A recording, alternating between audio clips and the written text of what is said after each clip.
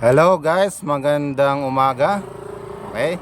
So, ang topic natin sa araw na ito ay ang salitang utang na loob. Diba? So, interesting to, no? Utang na loob. Trending to ngayon.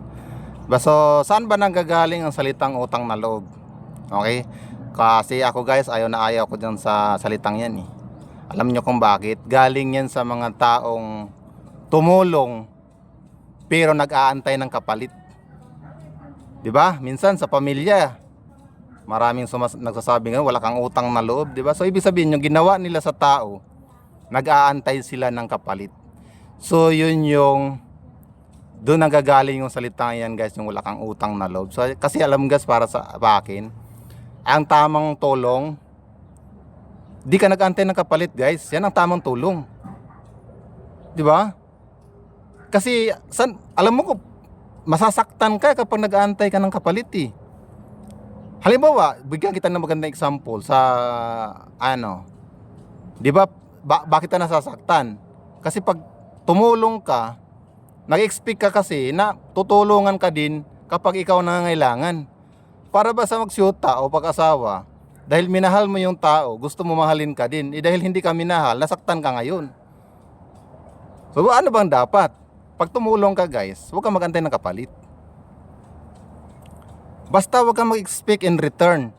Kasi kapag nag-expect ka tapos hindi nangyari, yan ang masakit, guys. Diba?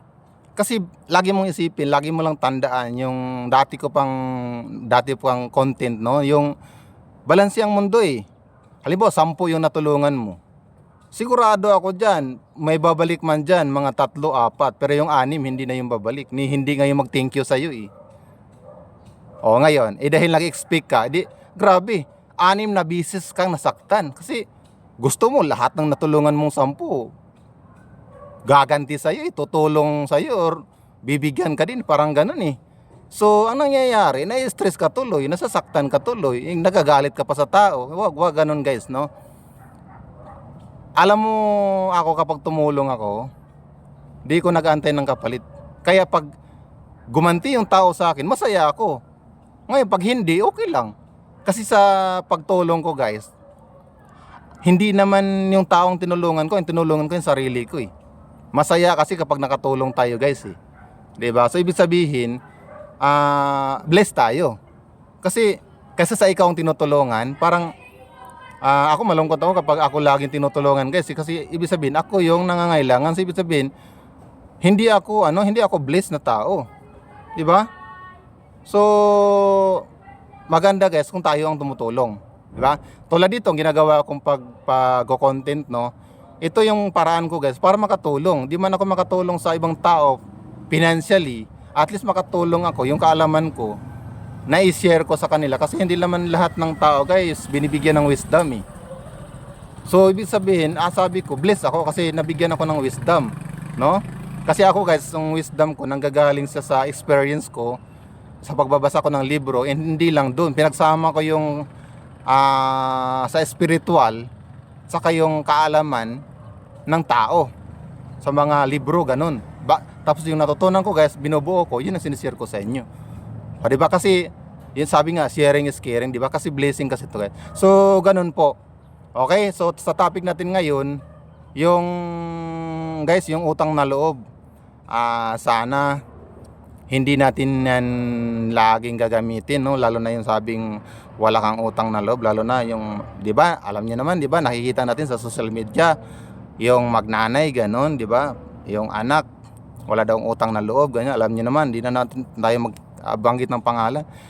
So minsan yung magulang nagsasabi wala kang utang na loob, pinalaki kita. So guys, hindi po yan, yung mga anak natin, guys, wala po silang utang na loob, wala po silang utang sa atin. Kasi, guys, obligasyon po natin na palakihin sila, kasi pinanganak natin yan eh. Anak natin yan eh. Maliit pa yan sila, ang magagawa niyan. So obligasyon natin magulang na palakihin sila.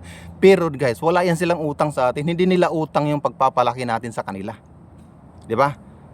O minsan tapos pinapaaral mo, sasabihin mo wala kang utang na loob, pinaaral kita. Tapos nung nakatapos ka na. Kasi, guys, yun yung sinasabi ko kanina, na nag-aantay ka kasi ng kapalit.